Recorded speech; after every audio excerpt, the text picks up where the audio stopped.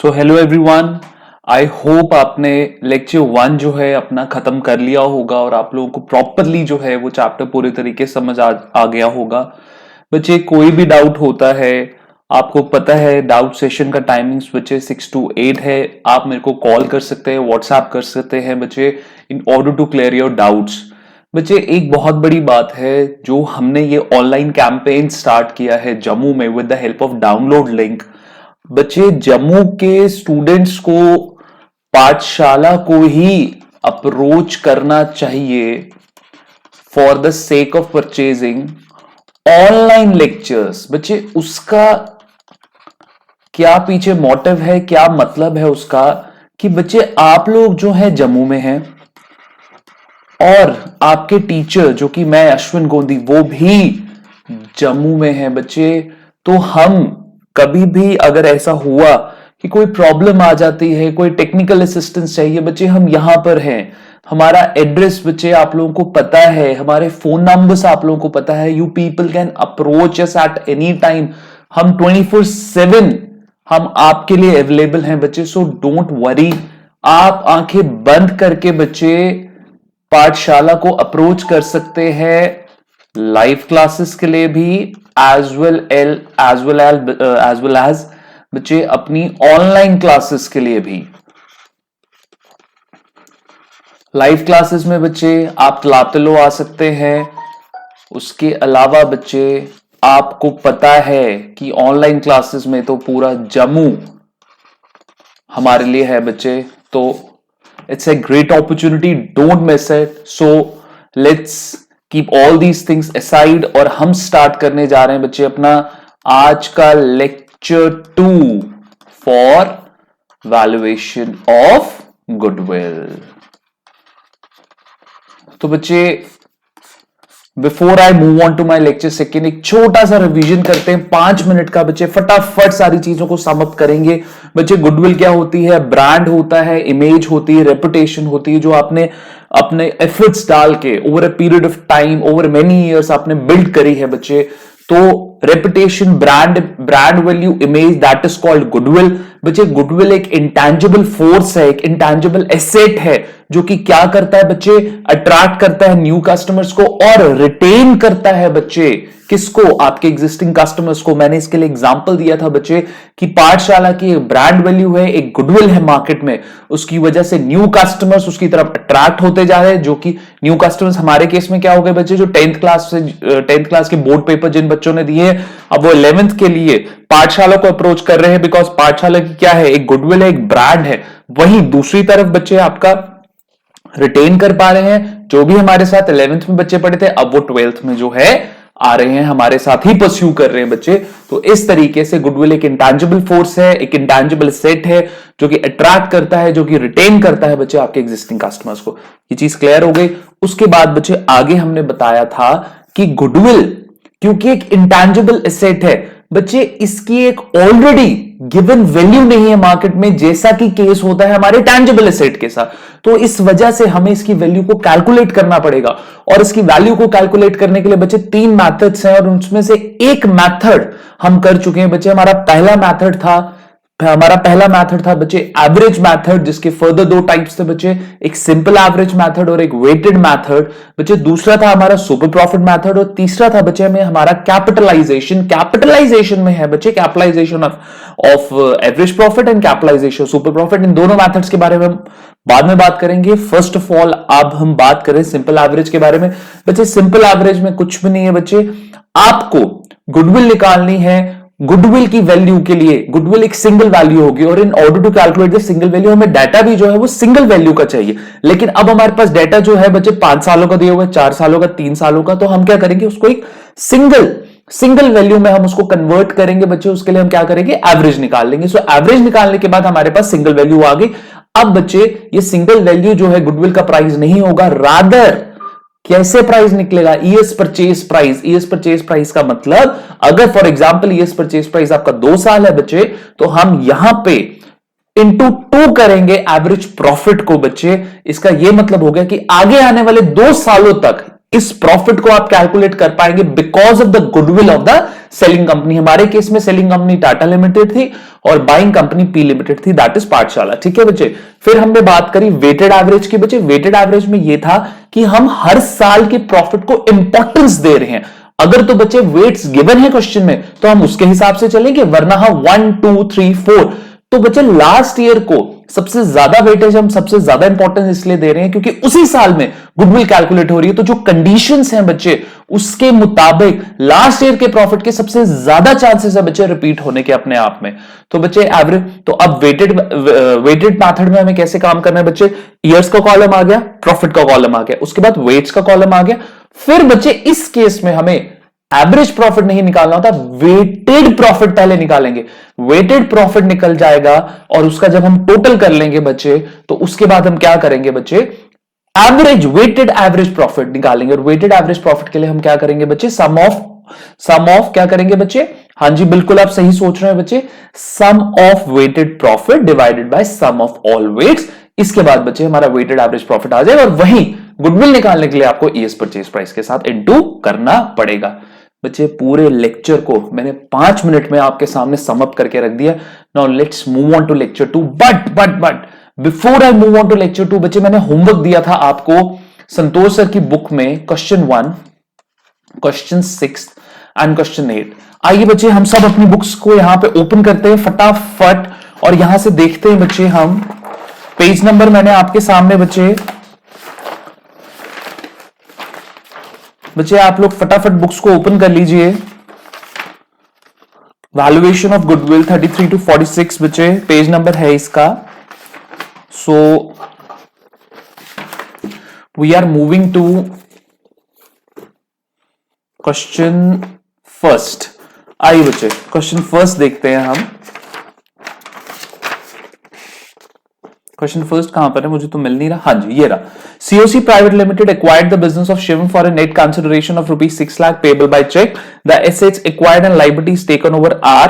बच्चे फर्नीचर 30,000 है, इन्वेंट्री 760 है, 7,60,000, debtors 1,50,000, creditors 520, salaries payable 75,000, outstanding expenses 10,000। बच्चे ये क्वेश्चन 1 जो है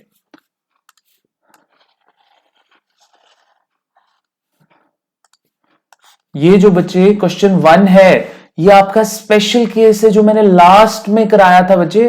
this is our special case. बच्चे देखिए इसमें आप कितना पैसा दे रहे हो उनको, 6 लाख रुपया दे रहे हैं और बच्चे आपको बदले में जो मिला वो क्या मिला, एसेट्स मिले। एसेट्स में क्या मिल रहा है, फर्नीचर, इन्वेंट्री और डेटर्स। बच्चे टोटल कितनी वैल्यू हुई इसकी हमारे पास बच्चे 7, 60 और 30। सपोज ये आ गया मेरा 40 ले लेते हैं हम 2 मिनट के लिए, 8 लाख। तो ये आ गया 8,40,000। लेकिन बच्चे लाइबिलिटीज भी तो है, तो लाइबिलिटीज में क्या क्या है बच्चे, क्रेडिटर्स, हाँ जी बिल्कुल ठीक, salaries payable and then outstanding expenses. बच्चे इसका टोटल आएगा मेरे ख्याल में यहां पे अगर 5/20 है उसमें 80 ऐड 6 लाख, 6,05,000, 6,05,000। यहां पे कुछ गलती तो नहीं हुई है, हाँ जी हमसे शायद कुछ गलती हुई है यहां पे।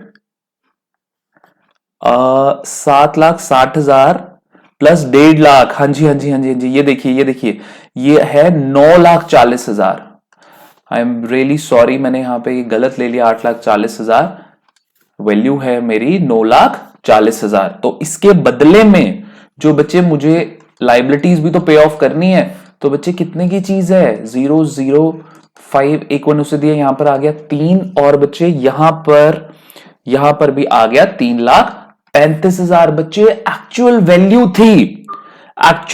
थी शिवम के बिजनेस की 3,35,000, बट मैंने उसको दिया कितना पैसा, मैंने उसको पैसा दिया 6 लाख। यानी कि ज्यादा पैसा मैं उसको क्यों दे रहा हूं, ज्यादा पैसा मैं उसकी गुडविल के लिए उसको दे रहा हूं बच्चे। तो यहां पे देखिए ये आ गया 5, 5, 10 गया, एक ऊपर कैरी, यहां पर आ गया 6, तो एक ऊपर carry, 2,65,000 is the amount of goodwill. बच्चे यही इसका आंसर है, this is the right answer. तो बच्चे आप लोगों को जर्नल एंट्रीज तो पता है कैसे करनी है, so let's move ahead. Now I am taking the question 6th। I hope बच्चे ये क्वेश्चंस बिल्कुल सॉल्व हो गए होंगे, बट स्टिल अगर किसी से ये क्वेश्चंस नहीं हुए then we are taking this question. बच्चे let's move on to question 6। देखते हैं कौन से पेज नंबर पे है क्वेश्चन 6 बच्चे। Where is the question 6? Where is the question 6? Question 6 is on page 36 बच्चे। आइए बच्चे 40,000 48,000 द प्रॉफिट, सॉरी मैं शुरुआत से क्वेश्चन पढ़ता हूं। The profits of a firm for the last 5 years वर, अरे ये तो सॉल्व्ड है बच्चे, ये तो सॉल्व्ड है question. This I am not even taking in the class, ये मैं लिख रहा हूं ऑन ओन बच्चे, सॉल्व्ड है बुक में ये तो। क्वेश्चन 8, बट स्टिल अगर कोई प्रॉब्लम आती है, you people know my number, you can call me on, you can call me और drop a message on WhatsApp, ठीक है। चलिए बच्चे next. Profit earned during last 3 years by X Limited are as follows: 2004, 2005, 2006. Calculate goodwill on the basis of 3 years purchase price by average profit method. Weighted average profit method if weights are not given. Weighted average profit method if weights. बच्चे ये तो question same as example we did in class. Same as example we did in lecture 1. चलो बच्चे, तो ये सारी चीजें हम ऑलरेडी कर चुके हैं बच्चे। Now let's move on to our today's topic. आइए बच्चे चलते हैं हम अपने टॉपिक पे। हम अपने टॉपिक पे यहां पे जा रहे हैं बच्चे। तो ये मैंने अपना स्टाइलस सिलेक्ट कर लिया है। बुक को अब हम थोड़ी देर साइड रखेंगे बच्चे। I have kept the book side. So now बच्चे आज का जो मैंने अपने नोट्स में जो टॉपिक फ्रेम किया हुआ है that is future maintainable profit. Future maintainable profit, इसका क्या मतलब हुआ? इसका मतलब ये हुआ वो वाला प्रॉफिट जो कि बाइंग कंपनी अर्न कर पाएगी इन फ्यूचर। हमारे केस में बाइंग कंपनी कौन थी बच्चे? P limited. In case of वो वाला प्रॉफिट जो कि बाइंग कंपनी अर्न कर पाएगी in future because of goodwill of sorry बच्चे, because of goodwill of selling company. और हमारे केस में सेलिंग कंपनी कौन सी थी बच्चे? T limited. ठीक है बच्चे, गॉट इट। बेसिकली क्या हो रहा है, हम बोल रहे हैं वो वाला प्रॉफिट जो कि बाइंग कंपनी अर्न कर पाएगी in future because of goodwill of selling company.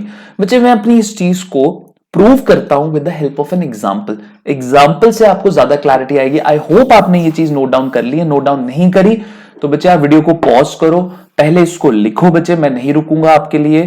तो अभी आप इसको नोट डाउन करो, पॉज करो, इसको नोट डाउन करो, देन मूव अहेड बच्चे, हम आगे चल रहे हैं। ठीक है, तो I am rubbing it down.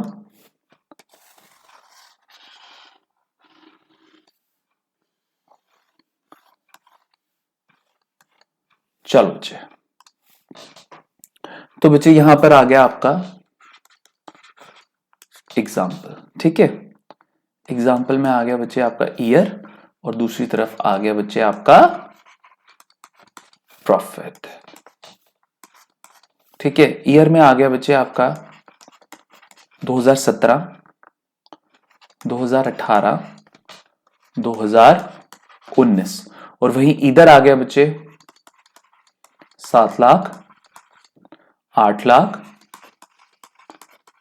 और नेक्स्ट आ गया बच्चे आपका 9 लाख। ठीक है, आओ बच्चे, अब बच्चे दो एरोज निकालने, एक एरो हम 8 लाख की साइड से निकालेंगे और एक एरो हम 9 लाख की साइड से निकालेंगे। ठीक है बच्चे, 8 लाख में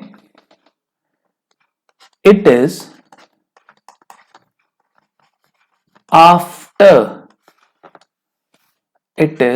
आफ्टर डिडक्टिंग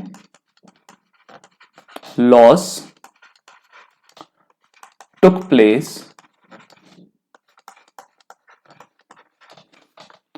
due to, ओहो ये क्या हो गया,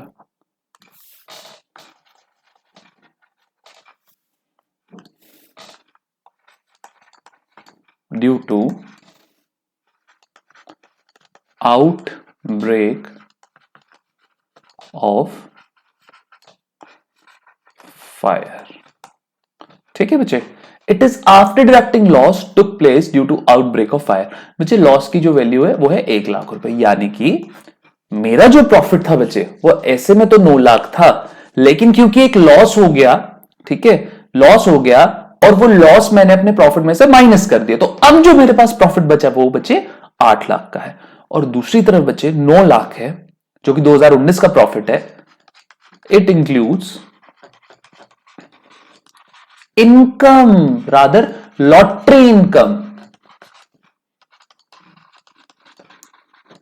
it includes lottery income of ₹1 lakh. बच्चे अब देखो सोचने वाली बात है, ठीक है, सोचने वाली बात है बच्चे कि यार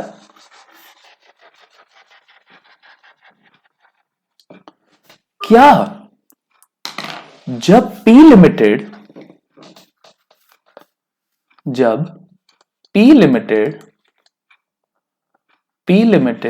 बाय कर लेगी किसको, P लिमिटेड जब बाय कर लेगी बच्चे यहां पे किसको, T लिमिटेड को, P लिमिटेड जब बाय कर लेगी बच्चे यहां पे T लिमिटेड को, तो T लिमिटेड, ये जो बच्चे सारा डेटा है ये किसका है, T लिमिटेड का। तो बच्चे T लिमिटेड को जो लॉस हुआ due to outbreak of fire, क्या बच्चे वो एबनॉर्मल लॉस है या नॉर्मल लॉस है? ठीक है बच्चे, फ्यूचर मेंटेनेबल प्रॉफिट, वो वाला प्रॉफिट जो आप फ्यूचर में मेंटेन करने वाले हो बच्चे, हम उस प्रॉफिट की बात कर रहे हैं बच्चे जो आपके नॉर्मल बिजनेस ऑपरेशन से हुआ है। नॉर्मल बिजनेस ऑपरेशन, मुझे एक बात बताओ, क्या आग लग जाना क्या एक नॉर्मल बिजनेस ऑपरेशन है? जो 2018 में टी लिमिटेड के साथ हुआ, क्या जरूरी है बच्चे वो पी लिमिटेड के साथ भी हो जाए? दिस इज मे और मे नॉट वाली सिचुएशन, और अकाउंट्स कभी भी मे और मे नॉट वाली सिचुएशन पे काम नहीं करता। अकाउंट्स तो कहता है जो चीज पॉसिबल है, जिसकी ज्यादा पॉसिबिलिटी हम उसको कंसिडर करेंगे। तो बच्चे आग लगने की पॉसिबिलिटी तो बहुत ज्यादा नहीं है, तो ये जो लॉस है बच्चे, ये जो लॉस है हमारा, ये क्या है बच्चे, एबनॉर्मल लॉस है। और future maintainable profit, future maintainable profit तो बच्चे मेरा किससे आता है? फ्यूचर मेंटेनेबल प्रॉफिट मेरा किससे बनता है बच्चे? हाँ जी बोलिए बोलिए, मैं सुन पा रहा हूं आपको बच्चे। फ्यूचर मेंटेनेबल प्रॉफिट तो हमेशा मेरे नॉर्मल बिजनेस ऑपरेशन से होता है बच्चे। ये वाला जो ऑपरेशन है लॉस का, ये तो क्या हो गया, एबनॉर्मल नेचर। एबनॉर्मल क्यों है? क्योंकि ये रोज रोज नहीं होना, कभी कभार बच्चे एक एक हम यहां पे हम ये कह सकते हैं कि ये एक्सपेक्टेड नहीं था, अनएक्सपेक्टेड इवेंट था। तो जो भी अनएक्सपेक्टेड इवेंट था उसको हम क्या बोलेंगे? Abnormal in nature. बच्चे एक्सपेक्टेड इवेंट तो क्या हो गया? हाँ, मेरा सपोज टी लिमिटेड का शू मैन्युफैक्चरिंग का बिजनेस है, मैंने शू बनाए, मैंने शू को बेचा, और शू को बेचने से जो मेरे को प्रॉफिट हुआ या लॉस हुआ, वो बच्चे मेरा नॉर्मल बिजनेस ऑपरेशन है। मेरे गोडाउन में आग लग गई और उस वजह से मेरे को लॉस हो गया बच्चे, ये तो एबनॉर्मल बिजनेस ऑपरेशन था। तो पी लिमिटेड इसको गुडविल निकालते हुए कंसिडर नहीं करेगी बच्चे। वहीं दूसरी तरफ बच्चे यहां पर क्या हुआ, 2019 में it includes lottery income of ₹1 lakh. अब एक चीज देखिए, प्रॉफिट जितना कम होगा गुडविल अल्टीमेटली उतनी ही कम निकलेगी। ठीक है, तो जो ये लॉस वाली सिचुएशन है, ये किसने राइज करी होगी? टी लिमिटेड ने राइज करी होगी कि नहीं भाई, हमने तो प्रॉफिट 8 लाख लिया हुआ है, लेकिन अब गुडविल निकालते हुए हम तो प्रॉफिट को कितना लेंगे? 9 लाख लेंगे। क्यों? क्योंकि टी लिमिटेड ने बोला अरे यार 2018 में एक मिसहैपनिंग हो गई, एक अनएक्सपेक्टेड इवेंट हो गया जिसकी वजह से आग लग गई। ऐसा जरूरी थोड़ा है कि वो आपके साथ भी हो जाएगा। तो हम यहां पर क्या करेंगे, हम इस लॉस को ऐड बैक करेंगे और अपने प्रॉफिट को क्या करेंगे, बढ़ाएंगे। ये टी लिमिटेड ने बोला होगा पी लिमिटेड के सामने। और जब 2019 में लॉटरी इनकम की बात हुई तो यहां पे बच्चे टी लिमिटेड जो है फटाफट खड़ी हो गई कि नहीं जी नहीं, आप मेरी बात सुनो, ये जो 9 लाख का प्रॉफिट है ये एक्चुअल प्रॉफिट नहीं है, इसके अंदर लॉटरी इनकम जुड़ी हुई है जो कि क्या है, एबनॉर्मल इन नेचर है। अब पी लिमिटेड क्या चाहती है, कम से कम प्रॉफिट दिखे। तो उन्होंने पी लिमिटेड ने बोला अरे भाई तुझे लॉटरी इनकम हो गई, वो तो अनएक्सपेक्टेड इवेंट है, मुझे हो भी सकता है और नहीं भी हो सकता। और वैसे भी लॉटरी टी लिमिटेड का बिजनेस तो क्या है बच्चे, शूज की सेल से जो पैसा आएगा सिर्फ वही पैसा आप अपने बिजनेस के प्रॉफिट में दिखाओगे। उसके अलावा आपको जो भी पैसा आ रहा है आउटसाइड योर बिजनेस, आप उसको अपने बिजनेस प्रॉफिट का पार्ट नहीं दिखा सकते बच्चे। ऐसे तो ओनर क्या करेगा, टी लिमिटेड का ओनर क्या करेगा, अपने घर की प्रॉपर्टी बेच देगा, अपने घर को बेच देगा और बेच के जितना भी पैसा आएगा उसे तो बिजनेस के प्रॉफिट में जोड़ देगा और ये बोलेगा कि देखो भाई मेरा तो प्रॉफिट कितना ज्यादा है। और आपको गुडविल, और जब अल्टीमेटली गुडविल निकलेगी तो वो क्या गुडविल निकलेगी, इन्फ्लेटेड गुडविल, बढ़ी हुई गुडविल, जो कि गलत है बच्चे। तो crux of the story, any item जो कि एबनॉर्मल इन नेचर है, जो कि मेरे बिजनेस से रिलेटेड नहीं है बच्चे, मेरे नॉर्मल बिजनेस ऑपरेशन से रिलेटेड नहीं है, मैं उसको क्या करूंगा बच्चे, उसको एलिमिनेट करूंगा। तो लॉस को एलिमिनेट करने की क्या ट्रीटमेंट है, मैं उसको वापस ऐड बैक करूंगा। और प्रॉफिट, एबनॉर्मल प्रॉफिट को एलिमिनेट करने की क्या ट्रीटमेंट है बच्चे, मैं उसको क्या करूंगा, उसको एलिमिनेट करने के लिए मैं उसको अपने टोटल प्रॉफिट में से माइनस कर दूंगा। सो दिस इज द ट्रीटमेंट बच्चे। रट्टा नहीं मारना कि हाँ जी एबनॉर्मल लॉस है उसको माइनस करना है, एबनॉर्मल लॉस है तो उसको ऐड बैक करना है, और जो एबनॉर्मल प्रॉफिट उसको माइनस। रीजन समझो, future maintainable profit is based upon that profit जो कि हम अर्न कर रहे हैं अपने नॉर्मल बिजनेस ऑपरेशन से। टी लिमिटेड का नॉर्मल बिजनेस ऑपरेशन क्या है, जूते बनाना और उसको बेचना। तो बच्चे यहां पे जो लॉस हुआ आपको, या आपको आपका बिजनेस लॉस नहीं हुआ बच्चे, एक अनएक्सपेक्टेड इवेंट की वजह से आपको लॉस हुआ। और वहीं 2019 में जो आपको बच्चे प्रॉफिट हुआ वो भी आपके नॉर्मल बिजनेस ऑपरेशन से नहीं हुआ बच्चे, वो एक अनएक्सपेक्टेड इवेंट था और उसको भी हम क्या करेंगे, तो बच्चे जो भी अनएक्सपेक्टेड इवेंट है उसको आपने एलिमिनेट करना है, लेकिन लॉस की ट्रीटमेंट ऐड करने से एलिमिनेट होगी और प्रॉफिट की ट्रीटमेंट माइनस करने से एलिमिनेट होगी। So this is what we call future maintainable profits. ठीक है, तो आइए बच्चे हम कुछ लिखते हैं यहां पे हम यहां पे कुछ लिखते हैं और मैं आपको फ्यूचर मेंटेनेबल प्रॉफिट का थोड़ा सा यहां पे मीनिंग लिखा रहा हूं और उसी के बाद हम अपने इसी एग्जांपल को क्या करेंगे बच्चे, कंटिन्यू करेंगे। तो आओ,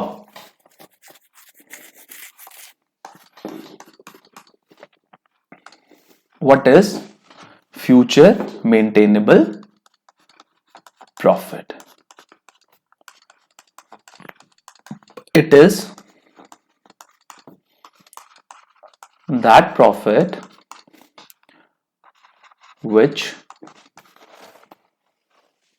will be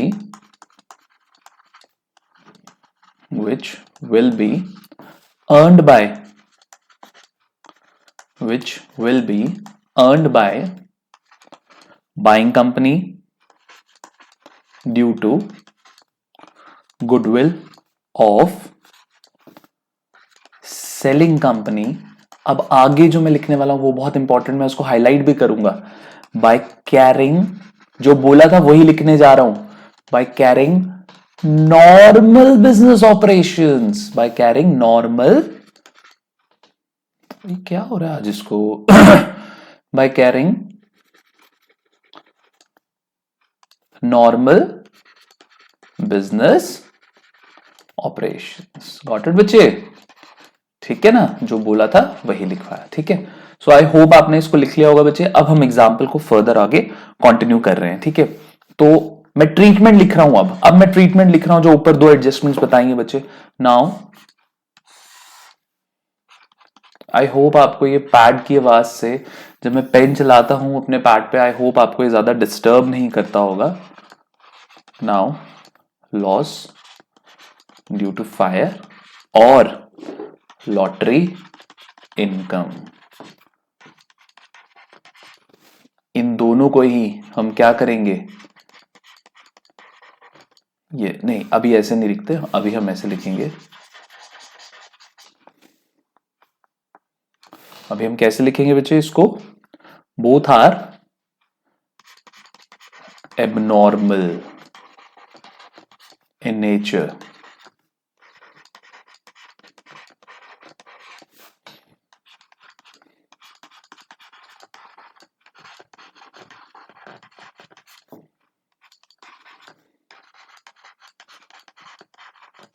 ठीक है बच्चे, loss due to fire that is abnormal in nature, lottery income again abnormal in nature बच्चे। ठीक है, तो यहां पर हम क्या करेंगे बच्चे, ठीक है, इसको अब मैं यहां लिखता हूं,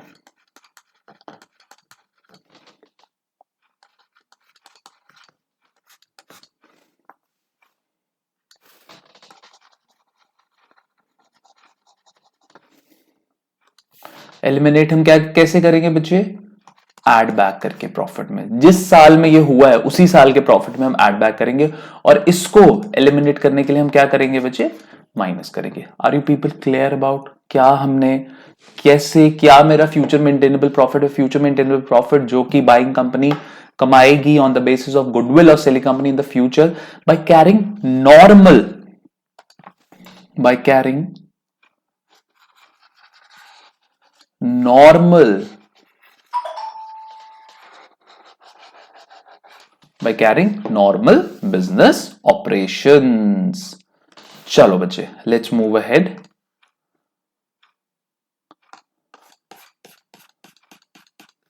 आ जाओ बच्चा, चलो अब बच्चे नेक्स्ट है, नेक्स्ट एडजस्टमेंट है बच्चे हमारे पास। अब जो बच्चे हमें कब हुआ था हमें लॉस, 2000, आते हैं देखो मैं निकाल रहा हूं वापस, लॉस कब हुआ था बच्चे, हमें 2018 में हुआ था। अब इस लॉस क्या था बच्चे, टी लिमिटेड ने ऑलरेडी क्या लिया हुआ था बच्चे, फायर इंश्योरेंस लिया हुआ था, तो 2018 में जो आपको लॉस हुआ ना उसका क्लेम मिल रहा है आपको कब, 2019 में। आओ बच्चे अब हम देखते हैं कि क्या करना, क्या लिखना है पहले तो। ओ माय गॉड, ये क्या हो गया, आ जाओ बच्चा, चलो तो यहां पे लिख रहे हैं हम, now insurance company paid claim of rupees 1.5 lakh in year 2019 for loss occurred in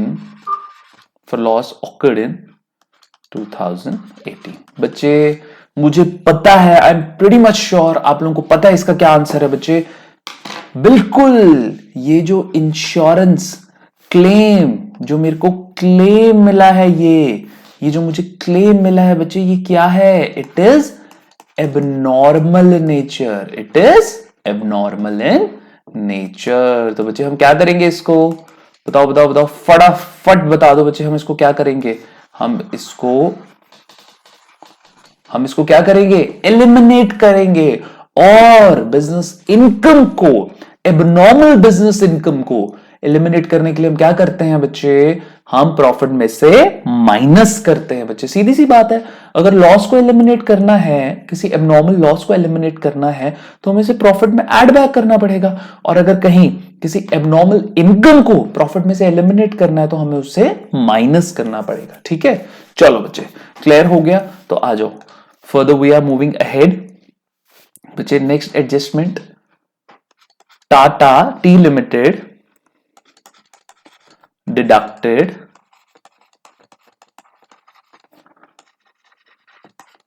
rent expense of ₹50,000। बच्चे पूरे साल का है, as it had rented premises, but P Limited has its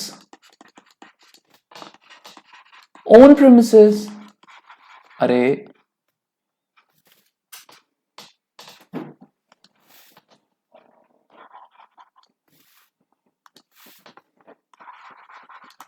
but as it had rented premises, but P Limited has its own premises. तो सीधी सी बात है ना बच्चे, T Limited ने रेंट एक्सपेंसेस तो बच्चे नॉर्मल इन नेचर है, ठीक है। और ये रेंट एक्सपेंसेस थे भी किसके लिए? पर्सनल रेंटल एक्सपेंसेस नहीं थे, बिजनेस रेंटेड एक्सपेंसेस थे बच्चे। तो उन्होंने जो डिडक्शन करी है बच्चे, यहां पे वो जो डिडक्शन करी गई है बच्चे यहां पे, वो तो बिजनेस रेंटेड एक्सपेंसेस, तो बिल्कुल ये नॉर्मल इन नेचर है, उन्होंने ठीक किया। लेकिन पी लिमिटेड तो कह रही है कि भाई ये मेरे पास तो खुद की प्रेमिसेस है, मेरी तो रेंटल प्रेमिसेस नहीं है, तो इस रेंटेड एक्सपेंसेस को पी लिमिटेड जो है क्लेम नहीं कर सकती। तो क्लेम नहीं कर सकती, हमें इस रेंटेड एक्सपेंस को क्या करना पड़ेगा? एड बैक करना पड़ेगा बच्चे, वापस हमें क्या करना पड़ेगा? क्योंकि बच्चे ऑल्दो बिल्कुल सही बात है कि ये रेंटेड एक्सपेंसेस है, बिजनेस रेंटेड एक्सपेंसेस है, they are normal in nature, ठीक है। लेकिन अब क्योंकि टी लिमिटेड का बिजनेस किसका हो गया? पी लिमिटेड का। तो जो टी लिमिटेड ने क्लेम करा था जब उसके रेंटेड प्रेमिसेस थे, लेकिन आज टी लिमिटेड क्या बन गई है? पी लिमिटेड बन गई है, जिसके रेंटेड प्रेमिसेस नहीं है, उसका खुद का प्रेमिसेस है। तो पी लिमिटेड जो है उस खर्चे को क्लेम नहीं कर सकती। तो खर्चे को क्लेम नहीं कर सकती, हमें क्या करना पड़ेगा? प्रॉफिट में उसको ऐड बैक करना पड़ेगा। बच्चे एक बार फिर से मैं रिपीट कर रहा हूं, टी लिमिटेड जो कि आज पी लिमिटेड बन गई है, और पी लिमिटेड जो है उसके जो प्रेमिसेस हैं बच्चे, वो रेंटेड नहीं है, वो खुद का प्रेमिसेस है, खुद की बिल्डिंग है। तो उसने जो पहले गलती कर दी थी, रेंटेड एक्सपेंसेस को क्लेम करके मतलब प्रॉफिट में से माइनस करके, आज हमें उसे अगर क्लेम नहीं करना तो हमें उसे प्रॉफिट में ऐड बैक करना पड़ेगा। बच्चे क्लियर हो गया? आई होप ये बिल्कुल क्लियर है, वरना आप बच्चे वीडियो को पॉज करो, बैक करो बच्चे, फिर सुन सकते हो आप, ठीक है। चलो, so let's move ahead. So I'm rubbing it up.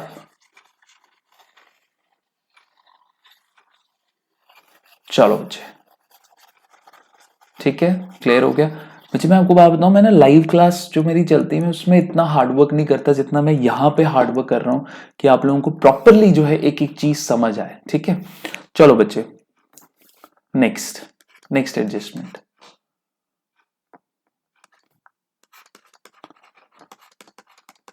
Particular task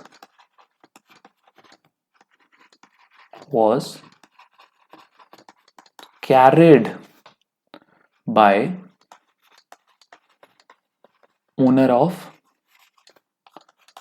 T Limited, but for that particular task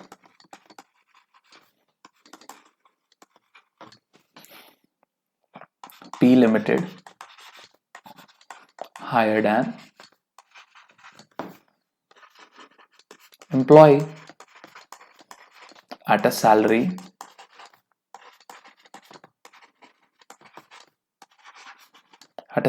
of rupees 20,000 per annum, पूरे साल की। 50,000 के आगे भी आप कर दीजिए पर एनम, ठीक है बच्चे।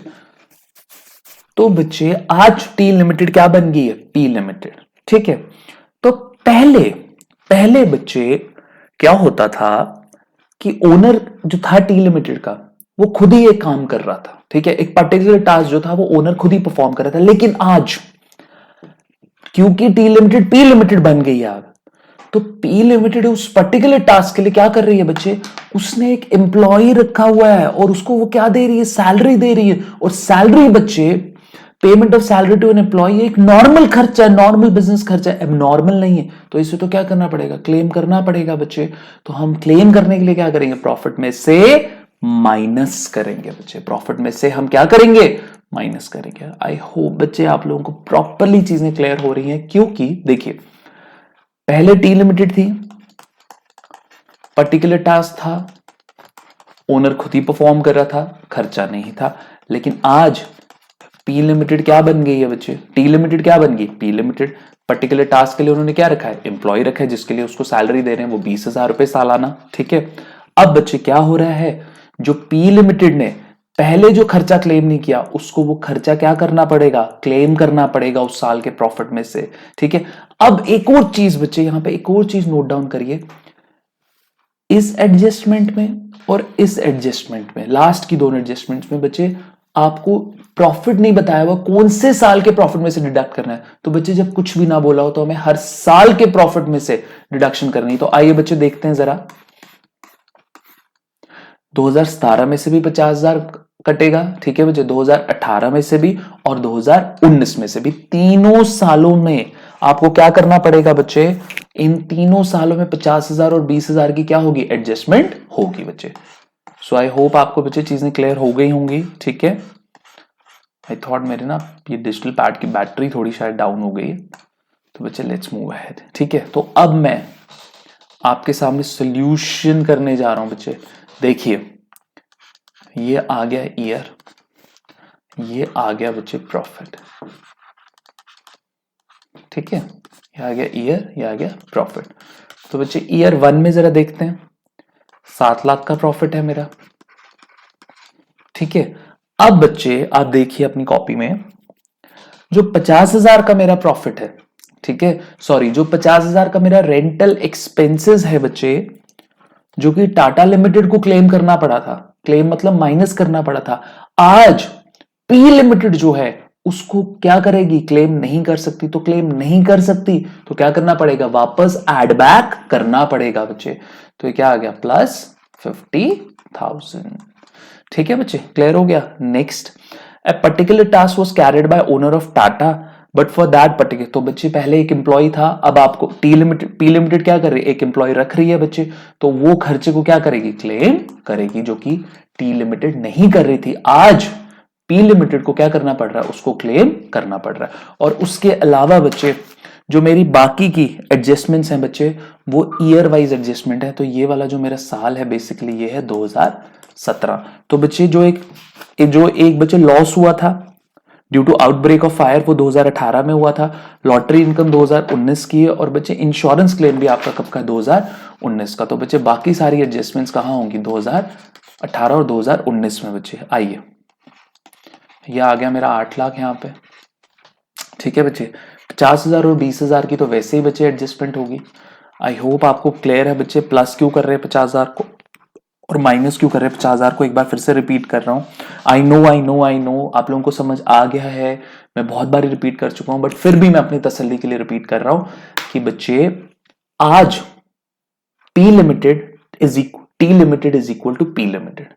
तो जो जो गलतियां टी लिमिटेड ने अपने पिछले प्रॉफिट में करी हैं, ठीक है, जो जो प्रॉफिट है वो टी लिमिटेड का नहीं रहा, वो अब किसका हो गया, पी लिमिटेड का। तो बच्चे हमें सारी चीजें अब पी लिमिटेड के हिसाब से करनी पड़ेंगी, ठीक है बच्चे। जो भी एबनॉर्मल इवेंट हुआ है हमें उसको भी एलिमिनेट करना पड़ेगा, और अगर कोई नॉर्मल इवेंट को कंसिडर नहीं किया गया हमें उसे भी कंसिडर करना पड़ेगा। तो आइए देखते हैं, ये जो 50,000 वाला था बच्चे, टी लिमिटेड ने ये मानते हुए क्लेम किया था कि भाई मेरे तो रेंटल प्रीमिसेस हैं, ठीक है, इस वजह से मेरे को रेंटल एक्सपेंस क्लेम कर सकती हूं, लेकिन पी लिमिटेड की तो बच्चे अपनी बिल्डिंग है, ठीक है, तो वो ये खर्चा क्लेम नहीं कर सकती। क्लेम नहीं कर सकती, खर्चा एड बैक करना पड़ेगा, और क्लेम करने का मतलब माइनस किया होगा, ठीक है बच्चे। सो आइए आगे चलते हैं। 20,000 क्यों माइनस किया है बच्चे, एक मिनट, ठीक है बच्चे, 20,000 क्यों माइनस किया हुआ है यहां पे हमने, 20,000 हमने इसलिए माइनस किया हुआ है बच्चे क्योंकि हमने क्या किया था बच्चे, यहां पे टी लिमिटेड जो है एक पर्टिकुलर टास्क उसका ओनर परफॉर्म कर रहा था, लेकिन पी लिमिटेड उस पर्टिकुलर टास्क के लिए ही क्या कर रहा है बच्चे, वो एक एम्प्लॉय रख रहा है तो एक नॉर्मल खर्चा है जिसको क्लेम नहीं किया गया, यानी कि जिसको माइनस नहीं किया हो, तो आज हम उसको क्लेम करने के लिए क्या करेंगे, माइनस करेंगे। अब क्योंकि ये किसी भी पर्टिकुलर ईयर ऑफ प्रॉफिट को बिलोंग नहीं करता, तो हम इसको सारे प्रॉफिट्स के साथ क्या करेंगे, हम इसको रिलेट करेंगे। ठीक है, इसलिए आप देख रहे होंगे बच्चे, अभी रुकिए, अभी 2018 में और एडजस्टमेंट्स है हमारी। आइए बच्चे, तो इसके बाद एक मेरा बच्चे लॉस था, एबनॉर्मल लॉस। कौन सा वाला, आउटब्रेक ऑफ फायर। उसको क्या किया गया, माइनस किया गया, उसको क्लेम किया गया। लेकिन एबनॉर्मल लॉस को तो हम क्लेम कर नहीं सकते, क्लेम नहीं कर सकते, यानी कि माइनस नहीं कर सकते। क्या करना पड़ेगा, ऐड बैक करना पड़ेगा। अब अल्टीमेटली हम कहां पर आ गए, 2019 पे आ गए बच्चे। 2019 का मेरा प्रॉफिट है 9 लाख, जिसमें लॉटरी इनकम ऐड बैक करी हुई है, माइनस करेंगे क्योंकि ये एबनॉर्मल इनकम है। और एबनॉर्मल इनकम और एबनॉर्मल लॉस को हमेशा हम एलिमिनेट करते हैं, और एबनॉर्मल इनकम को एलिमिनेट करने के लिए हमें उसको प्रॉफिट में से माइनस करना पड़ेगा। वहीं प्लस 50,000, इसकी तो बिल्कुल ट्रीटमेंट सेम है, माइनस 20,000। इसके अलावा बच्चे जो लॉस हुआ था 8 लाख, उसका इंश्योरेंस क्लेम मिला आपको बच्चे 2019 में कितना, 1.5 लाख रुपया। ठीक है, सॉरी, जो 1 लाख रुपए का लॉस हुआ था आपका, कहां पर, 2000, ओ सॉरी सॉरी सॉरी, मैंने तो इसको 8 लाख लिख दिया, मेरे को लिखना था 1 लाख सिर्फ। मेरे को कितना लिखना था इसको, 1 लाख। ठीक है बच्चे, इसको प्लस किया तो बच्चे ये भी, ये जो इनकम हुई है इंश्योरेंस क्लेम, हर साल थोड़ा मिलना है, it is also abnormal in nature. में क्या करूंगा बच्चे, अगेन एबनॉर्मल इनकम को एलिमिनेट करने के लिए मैं उसको माइनस करूंगा। सो ये आ गया 1.5 लाख बच्चे। सारी एडजस्टमेंट करने के बाद ये जो मेरा 2017 का प्रॉफिट आ रहा है बच्चे, ये आ रहा है बच्चे मेरा 7,30,000। 2018 का जो आ रहा है बच्चे, वो आ रहा है बच्चे मेरा 9,30,000। और जो 2019 का आ रहा है, वो आ रहा है बच्चे मेरा 2.5 लाख, और ये आ गया 2,70,000, और ये आ गया 9,50,000। तो आई थिंक ये 6,80,000 आएगा, 6,80,000। ठीक है बच्चे, तो ये मेरे क्या है, future maintainable profit, future maintainable profit, और यही है मेरा future maintainable profit. Are you people clear? हर एक चीज आई थिंक मैंने आप लोगों को बहुत बारीकी से समझा दी है। Now let's move on two important points for future maintainable profits. ठीक है बच्चे, आई होप आप लोगों को एक एक चीज, एक एक क्वेश्चन जो है प्रॉपरली क्लियर हुआ है बच्चे। इसमें सारी एडजस्टमेंट्स जो हैं आप लोगों को सारी क्लियर हुई हैं। तो now I M erasing it. आप कुछ छूट गया है बच्चे, आप वीडियो को पॉज करें और प्लीज इसे चेकआउट करें। तो लेट्स मूव अहेड बच्चे। ठीक है, आइए बच्चे,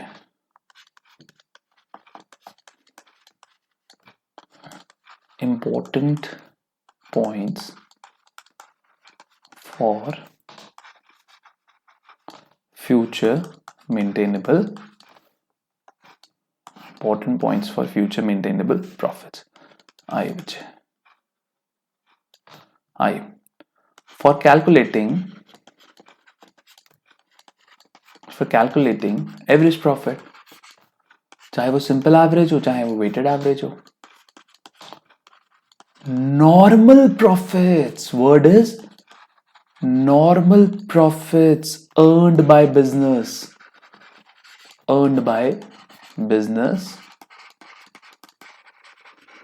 should be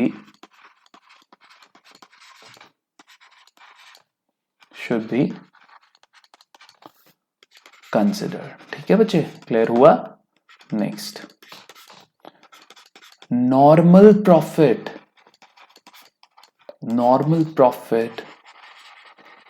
means profit earned by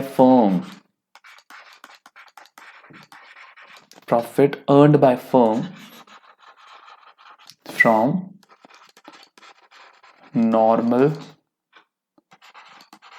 business operations.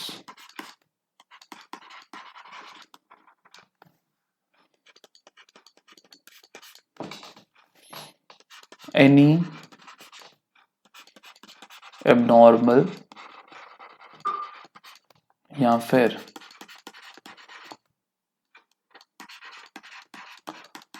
Non business income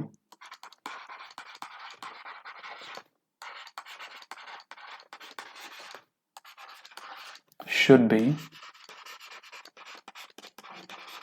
deducted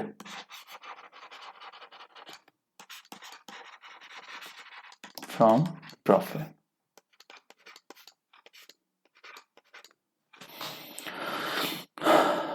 Any abnormal या अच्छा बच्चे second point, normal profit means profit earned by firm मतलब business from normal business operation, पहले ही क्लियर कर चुके हैं. एनी एबनॉर्मल या non business income should be deducted from profit. सिर्फ इनकम ही नहीं बच्चे, लॉस पे, ठीक है. एनी एबनॉर्मल या नॉन बिजनेस इनकम या loss should be deducted from profit, ठीक है बच्चे.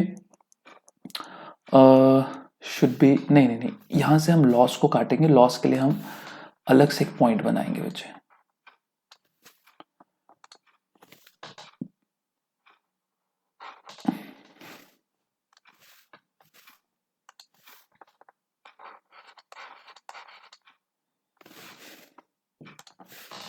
आइए आगे.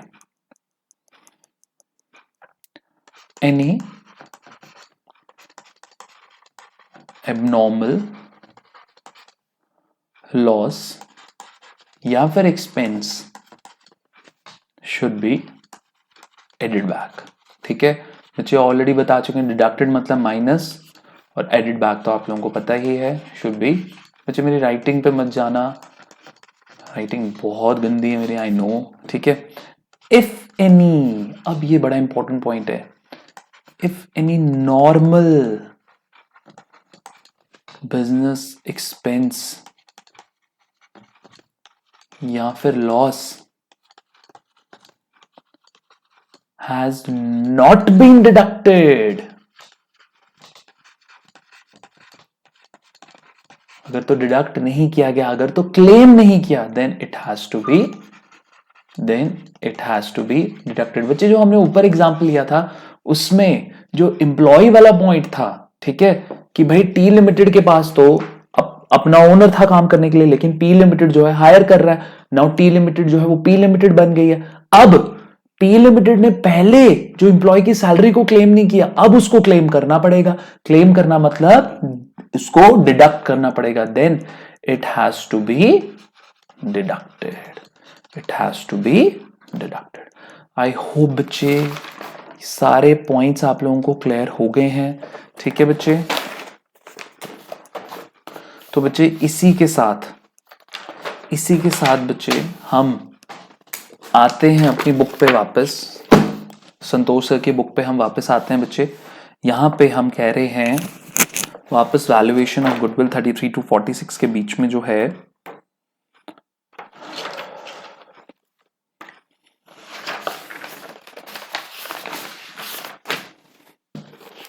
आइए बच्चे जानते हैं. देख रहे होगे बच्चे आप, Tata limited desires of selling it's business. बच्चे पेज 37 पे है ये. आइए मैं रेज कर रहा हूं बच्चे, इसको पॉज कर लेना अगर आपने नोट डाउन नहीं किया साथ साथ. चलो बच्चे, तो बच्चे क्वेश्चन 9th है. टी लिमिटेड जो है, सी लिमिटेड जो है, सीओसी, आई नो सीओसी है, वो बाय कर रही है किसका बिजनेस? टी लिमिटेड का, ठीक है बच्चे. चलो तो बच्चे क्या कर रहे हैं, 4 लाख यहां पे हम ले लेते हैं प्रॉफिट को, ठीक है बच्चे. यह आ गया मेरा प्रॉफिट, ठीक है. ईयर 1 का, ये ईयर 2 का और ये ईयर 3 का, ठीक है बच्चे. तो यहां पर आ गया 4 लाख, 5,50,000 और ये आ गया 6,40,000, ठीक है बच्चे. और अब हम क्या बोल रहे हैं बच्चे, पहली adjustment, directors fees ₹50,000 per year. बच्चे डायरेक्टर आपके लेवल पे आप लोगों को सिर्फ इतना समझना है कि सीनियर एम्प्लॉइज, ठीक है, टॉप लेवल मैनेजमेंट के जो एम्प्लॉइज हो गए, they are called as directors. आपके स्टेज पे इतना समझना, ठीक है बच्चे. directors fees rupees 50,000 per year will not be payable by COC Limited, whose existing board can easily manage the additional work. जो भी एक्स्ट्रा काम है जिसके लिए टी लिमिटेड ने एडिशनल स्टाफ को हायर किया हुआ था, सी लिमिटेड को एडिशनल स्टाफ हायर करने की कोई जरूरत नहीं है, उनका जो एग्जिस्टिंग स्टाफ ही है वही सफिशिएंट है सारे काम को मैनेज करने के लिए। तो बच्चे आज T limited is equal to C limited, तो सी लिमिटेड ने, क्या मैं ऐसा बोल सकता हूं, सी लिमिटेड ने पास्ट में जो नॉर्मल खर्चा क्लेम कर लिया था, यानी कि नॉर्मल खर्चा माइनस कर लिया था प्रॉफिट में से, आज हमें उसको क्या करना पड़ेगा बच्चे, ऐड बैक करना पड़ेगा। अब बच्चे एक चीज यहां पे हमें नोटिस करनी पड़ेगी, क्योंकि ईयर गिवन नहीं है तो हम इसको सारे ईयर्स के साथ क्या करेंगे बच्चे, कंसिडर करेंगे। तो डायरेक्टर फीस, ठीक है, डायरेक्टर फीस क्या है बच्चे, मेरा नॉर्मल खर्चा है जिसको पहले तो क्लेम किया गया था जब टी लिमिटेड थी, लेकिन आज T limited is equal to C limited, तो सी, हम ये बोल सकते हैं सी लिमिटेड ने जो खर्चा पहले क्लेम कर लिया था अब वो अलाउड नहीं है इसको क्लेम करने के लिए, क्योंकि उसके पास क्या है, एडिक्वेट स्टाफ है। तो 50,000 को क्या करेंगे हम बच्चे, ऐड बैक करेंगे। गॉट इट बच्चे? कुछ नहीं समझ आता, you people can call me at between 6 to 8. I'll be available for you people. और one more thing, अगर तो कभी आप लोग जैसे स्कूल नहीं जाते हो तो 3 बजे से पहले तक 10 से 3 बजे के बीच में भी आप लोग मेरे को कॉल कर सकते हो। People are free to call me. मैंने ये टाइम इसलिए नहीं दिया क्योंकि इस टाइम में आप लोग बच्चे जनरली स्कूल्स में होंगे, मैं ये टाइम जो है आप लोगों के लिए अवेलेबल रह सकता हूँ, ठीक है। तो लेट्स मूव अहेड। चलो बच्चे नेक्स्ट है बच्चे आपका rent of 10,000 per month paid by Tata limited will not be charge against the profit of COC limited as the latter company has its own premises. तो बच्चे हम क्या करेंगे रेंट ऑफ 10,000 पर मंथ, यानी कि पूरे साल का कितना बना, 1,20,000, क्योंकि बच्चे ये प्रॉफिट जो है पूरे साल का है तो हम जो एडजस्टमेंट्स कंसिडर करेंगे वो भी साल की कंसिडर करेंगे। तो बच्चे क्या करेंगे हम यहाँ पे, ये तो आप लोगों को पहले ही पता है बच्चे, टी लिमिटेड ने रेंट को, क्योंकि उसके प्रीमिसेस रेंटल थे, उन्होंने रेंट एक्सपेंस को क्या कर लिया, क्लेम कर लिया, लेकिन आज टी लिमिटेड सी लिमिटेड बन गई है तो सी लिमिटेड के पास क्या है बच्चे, अपने ओन प्रीमिसेस हैं, तो वो अब खर्चे को क्लेम करने के लिए एलिजिबल नहीं है, उसको अपने पिछले प्रॉफिट को क्या करना पड़ेगा, सही करना पड़ेगा। तो सही करने के लिए क्या करना पड़ेगा, ऐड बैक करना पड़ेगा। एक चीज नोटिस करिए, डायरेक्टर्स फीस, रेंट, ये दोनों नॉर्मल इन नेचर हैं, ये दोनों बिजनेस के खर्चे हैं बच्चे, ठीक है। तो यहां पे हम इसको ऐड बैक करेंगे। नेक्स्ट बच्चे, T Limited has not transferred its trade investments to C Limited, hence interest of 9,000 would not be earned by the purchasing company। मैं समझाता हूं ये क्या है बच्चे। T Limited क्या था बच्चे, उसने आप इस इंटरेस्ट को ना यहाँ पे क्या समझिए, रेंट समझिए, ठीक है। टी लिमिटेड ने, नहीं रेंट भी नहीं समझिए, आप सोचिए एक एफडी में इन्वेस्ट किया हुआ है। एफडी तो आप लोग समझते हो ना, बैंक में एफडी करा दी और इस एफडी पे क्या आता है, इंटरेस्ट आता है। बच्चे ये एफडी जो है, अब जब टी लिमिटेड को परचेज कर लिया सी लिमिटेड ने, तो टी लिमिटेड के सारे एसेट किसके हो जाएंगे, सी लिमिटेड के। लेकिन बच्चे यहां पे एक चीज नोटिस करनी पड़ेगी आपको कि टी लिमिटेड ने अपना जो एफडी, फिक्स्ड डिपॉजिट, एक तरीके से टी लिमिटेड ने बैंक में क्या करी हुई है, इन्वेस्टमेंट करी हुई है। ये वाली जो इन्वेस्टमेंट है वो ट्रांसफर नहीं करी है, किसको ट्रांसफर नहीं करी है बच्चे, सी लिमिटेड को ट्रांसफर नहीं करी। तो बच्चे जब इन्वेस्टमेंट ही ट्रांसफर नहीं करी तो उसके ऊपर आने वाला इंटरेस्ट भी जो क्या है, वो ट्रांसफर नहीं हुआ बच्चे। तो पहले, अब हम क्या करेंगे बच्चे, जो टी लिमिटेड की इनकम हुआ करती थी इंटरेस्ट, वो सी लिमिटेड की इनकम नहीं है। तो बच्चे टी लिमिटेड के प्रॉफिट में जो इनकम जुड़ी हुई है, आज T limited is equal to C limited. तो टी लिमिटेड के जो इंटरेस्ट में, जो प्रॉफिट में इंटरेस्ट जुड़ा हुआ है, वो सी लिमिटेड के प्रॉफिट में तो नहीं जुड़ा होगा, तो हम क्या करेंगे, उसको हम माइनस करेंगे। गॉट इट बच्चे, समझ आया? क्योंकि T limited is equal to C limited. अब लेकिन सी लिमिटेड को जब इन्वेस्टमेंट ही नहीं मिली तो उसके ऊपर आने वाला इंटरेस्ट तो नहीं मिला हुआ, और जो टी लिमिटेड के सारे प्रॉफिट्स हैं वो किसके प्रॉफिट्स बन चुके हैं? सी लिमिटेड के प्रॉफिट्स। तो आज उन प्रॉफिट्स में इंटरेस्ट तो जुड़ा नहीं हुआ है, ठीक है। Let me take it again, ठीक है बच्चे। मुझे लग रहा है कि शायद ये आप लोगों को समझ नहीं आ रहा, मैं इसको एक बार फिर से ले रहा हूं बच्चे, ठीक है। रहा बेटा, एफडी वाला कॉन्सेप्ट तो समझ आ गया ना बच्चे। अब प्लस करना है माइनस करना है, इस पे सारा झंझट है, ठीक है बच्चे। तो हम यहां पर क्या कर रहे हैं बच्चे कि हम कह रहे हैं कि टी लिमिटेड जो आज बन चुका है वो बन चुका है सी लिमिटेड, ठीक है बच्चे। लेकिन टी लिमिटेड की जो इन्वेस्टमेंट है वो तो सी लिमिटेड को ट्रांसफर हुई नहीं, तो उसके ऊपर आने वाला जो इंटरेस्ट है, वो भी नहीं मिला। लेकिन आज जो प्रॉफिट्स हैं वो प्रॉफिट्स किसके? जो टी लिमिटेड के प्रॉफिट्स हैं, अब वो किसके प्रॉफिट्स बनने वाले हैं? पिछले प्रॉफिट्स किसके बनने हैं? ये पास प्रॉफिट्स हैं, ये जो ऊपर दिए हुए 1 2 3 ये वाले पास प्रॉफिट। तो बच्चे ये पास प्रॉफिट आज किसके बनने वाले हैं? सी लिमिटेड के, ठीक है बच्चे। ये किसके प्रॉफिट बनने वाले हैं? सी लिमिटेड के। तो अब हुआ क्या बच्चे, इन प्रॉफिट्स में तो इंटरेस्ट एडेड है, ऑलरेडी जुड़ा हुआ है। लेकिन जब ये प्रॉफिट सी लिमिटेड के बने तो इन्वेस्टमेंट तो ट्रांसफर हुई नहीं, तो उसके ऊपर जो इंटरेस्ट है वो भी ट्रांसफर नहीं हुआ। तो आज जो ये इंटरेस्ट जुड़ा हुआ है उस इंटरेस्ट को क्या करना पड़ेगा? माइनस करना पड़ेगा। अब समझ आया बच्चे? आई एम प्रीटी श्योर अब आप लोग बिल्कुल क्लियर हो। मेरे एक एक वर्ड्स को आराम से समझना बच्चे, वीडियो को पॉज कर करके समझना, आपको प्रॉपर्ली समझ आएगा बच्चे। प्लीज क्रैम नहीं करना, ठीक है बच्चे।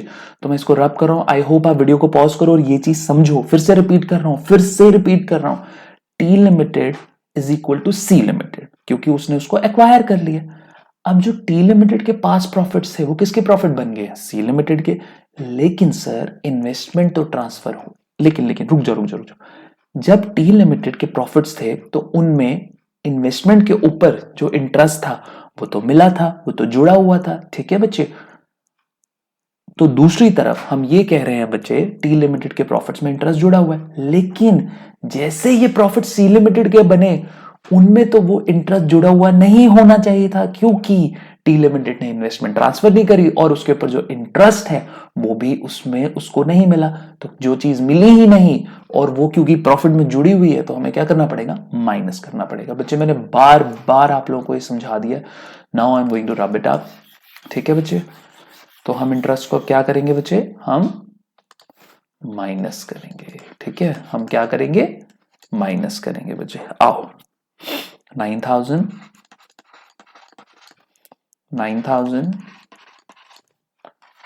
और 9,000, ठीक है बच्चे। तो इसके साथ नेक्स्ट हमारा Tata limited has outsource some of its business work for an annual contract of 1,24,000। However COC limited has enough surplus. अब देखो मैं यहां पे समझाने लगा हूं आउटसोर्स्ड। जैसे बच्चे आप लोगों को मैं समझाता हूं, माई सेल्फ अश्विन गोंदी, मेरा काम है बच्चे इन वीडियोस को बनाना, मेरा काम है पढ़ाना और इन वीडियोस को बनाना। इन वीडियोस की एडिटिंग, इन वीडियोस की encryption sorry, everything is done by my technician, और जिसके लिए मैं उनको पे कर रहा हूं, ठीक है बच्चे। तो ये जो आउटसोर्सिंग मैंने करी हुई है ये इसलिए करी हुई है ताकि मैं अपने मेन काम पे फोकस कर पाऊं, और मेरा मेन काम क्या है बच्चे? टीचिंग। मेरा मेन काम क्या है बच्चे? टीचिंग। तो हम आउटसोर्स कर देते हैं अपने सेकेंडरी वर्क को, अपने लेस इंपॉर्टेंट वर्क को, सो दैट हम अपने प्राइमरी वर्क पे क्या कर सकें? फोकस कर सके बच्चे, ठीक है। तो अब यहां पर क्या हो रहा है, टी लिमिटेड ने अपना कुछ काम जो है आउटसोर्स किया हुआ था, ठीक है। बिजनेस एक्सपेंस है जिसके लिए वो पैसा दे रहे थे, ठीक है।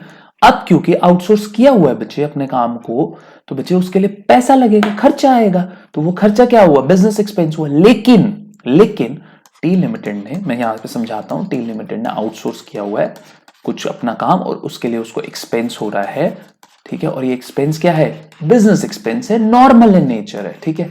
लेकिन अब सी लिमिटेड इस काम को आउटसोर्स, किसी काम को आउटसोर्स नहीं कर रहा और उसका एक्सपेंस भी नहीं आया। अब T limited again is equal to C limited, ठीक है बच्चे, टी लिमिटेड का प्रॉफिट बनने वाला है सी लिमिटेड का प्रॉफिट, लेकिन टी लिमिटेड के लिए खर्चा था, कुछ खर्चा हुआ था और सी लिमिटेड के लिए वो खर्चा नहीं हुआ था, तो टी लिमिटेड ने वो खर्चा क्लेम कर लिया था। अब सी लिमिटेड वो खर्चा क्लेम करने के लिए एलिजिबल नहीं है क्योंकि वो तो आउटसोर्स कर ही नहीं रही, उसका अपना ही स्टाफ इतना सफिशिएंट है कि वो एक्सटर्नल, वो सेकेंडरी काम को भी खुद से कर सके। अब क्योंकि वो क्लेम नहीं, वो एलिजिबल नहीं है उस खर्चे को क्लेम करने के लिए, तो वो क्या करेंगे, उसको एड बैक करेंगे बच्चे। ठीक है बच्चे, क्लियर है? तो लेट्स रब इट अप फर्स्ट। चलो बच्चे, तो यहां पर आ गया मेरा क्या, आउटसोर्सिंग। आउटसोर्सिंग हम क्या करेंगे बच्चे, एड बैक करेंगे कितना, 1,24,000, 1,24,000 अगेन 1,24,000। ये माइनस हो रहा है, ये प्लस हो रहा है, ये माइनस हो रहा है बच्चे, इसको कर लेना आप, ये आ जाएगा आपका FMP, future maintainable profits. Are you guys clear बच्चे? आई होप आप लोगों को चीजें समझ आ गई होंगी, नहीं आएंगी आप लोग ये लेक्चर फिर से देखो, ये बेसिक है बच्चे, ये बेस है इस चैप्टर की, प्लीज इसको ध्यान से समझिए। नहीं समझ आता आप लोग मुझे फिर भी कॉल करके बच्चे, I will be ready to take your doubts, ठीक है बच्चे। अब होमवर्क है बच्चे आप लोगों के लिए, क्वेश्चन 2 और क्वेश्चन 4 नहीं हो पाएगा, मैं बच्चे करवाऊंगा, ठीक है। करवाने का मतलब ये नहीं बच्चे कि मैं पूरा पूरा करवाऊंगा, I will be taking some of the doubts of you people. So इसी के साथ बच्चे हमारा लेक्चर 2 जो है एंड होता है, ठीक है। I am repeating once again, ये लेक्चर बहुत इंपॉर्टेंट है, don't take it lightly, otherwise ये चैप्टर समझ नहीं आएगा। Okay students, bye bye.